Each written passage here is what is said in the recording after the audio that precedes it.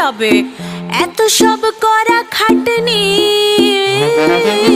জানি কিসের রুচি লাগে।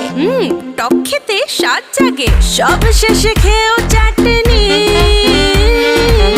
থালা বাটি সাজিয়েছে ডালে ভাতে মাছে, খেতে যা যা ভালোবাসো সব দেওয়া আছে।